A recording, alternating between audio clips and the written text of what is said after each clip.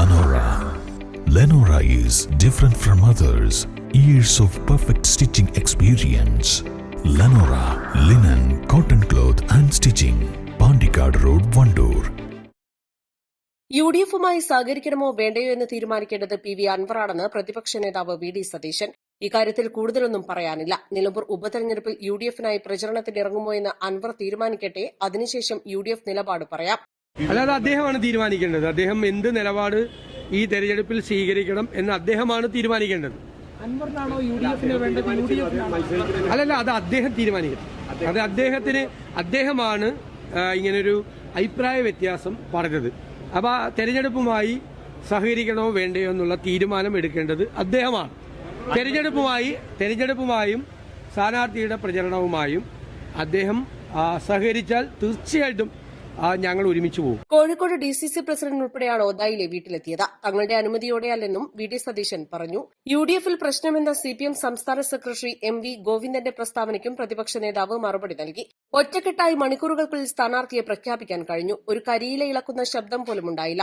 നിലമ്പൂരിൽ യുഡിഎഫ് ചരിത്ര വിജയം നേടുമെന്നും പ്രതിപക്ഷ നേതാവ് പറഞ്ഞു. എല്ലാ തെരഞ്ഞെടുപ്പ് ഒരുക്കങ്ങളും നടത്തി ഞങ്ങൾ മുന്നോട്ട് പോവാണ്. ഇന്ന് രാവിലെ സിപിഎം സെക്രട്ടറി പറഞ്ഞു യുഡിഎഫിൽ ഭയങ്കര കുഴപ്പമാണെന്ന്. യുഡിഎഫിൽ ഒരു കുഴപ്പമില്ല, അങ്ങനെ ആരും ആശിക്കുകയും വേണ്ട.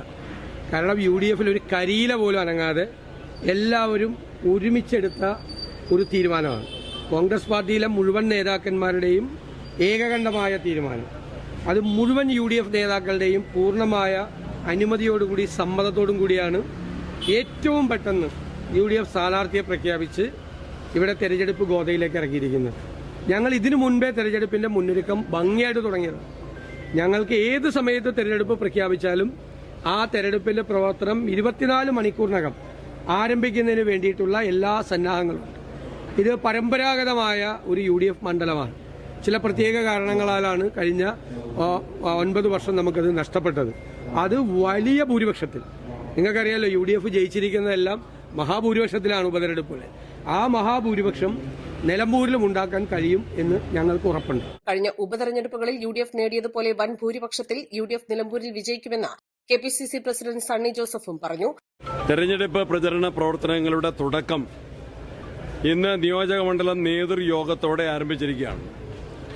പ്രവർത്തന പരിപാടികൾ ചോക്കൌട്ട് ചെയ്ത് ഏറ്റവും ശക്തമായ മുന്നേറ്റം നടത്തുന്നതിന് വേണ്ടി ആവശ്യമായിട്ടുള്ള ക്രമീകരണങ്ങൾ യോഗത്തിൽ ആലോചിച്ചിട്ടുണ്ട്. തെരഞ്ഞെടുപ്പ് കൺവെൻഷൻ, പഞ്ചായത്ത് തല യോഗങ്ങൾ, ബൂത്ത് തലത്തിലുള്ള ഗൃഹസന്ദർശനം ഉൾപ്പെടെയുള്ള പ്രവർത്തന പരിപാടികളുമായിട്ട് യുഡിഎഫ് മുന്നോട്ട് പോകുന്നു. വലിയ വിജയപ്രതീക്ഷയിലാണ്.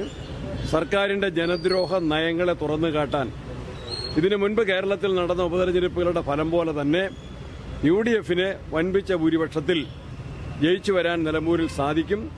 ആദ്യം സ്ഥാനാർത്ഥിയെ പ്രഖ്യാപിക്കാൻ സാധിച്ചു. പ്രചരണ രംഗത്ത് മുൻകൈ നേടി യുഡിഎഫ് മുന്നോട്ട് പോവുകയാണ്. എല്ലാവരും ഒറ്റക്കെട്ടായിട്ട് യുഡിഎഫിന്റെ വിജയത്തിനു വേണ്ടി അണിനിരന്നു കഴിഞ്ഞു. പി.വി. അൻവർ വിഷയത്തിൽ പ്രതികരിക്കാതെ കെപിസിസി പ്രസിഡന്റ് ഒഴിഞ്ഞുമാറി. പി.വി. അൻവർ വിഷയത്തിൽ കൂടുതലൊന്നും പ്രതികരിക്കുന്നില്ലെന്ന് പ്രതിപക്ഷ ഉപനേതാവ് പി.കെ. കുഞ്ഞാലിക്കുട്ടിയും പ്രതികരിച്ചു. East live, Nilambur.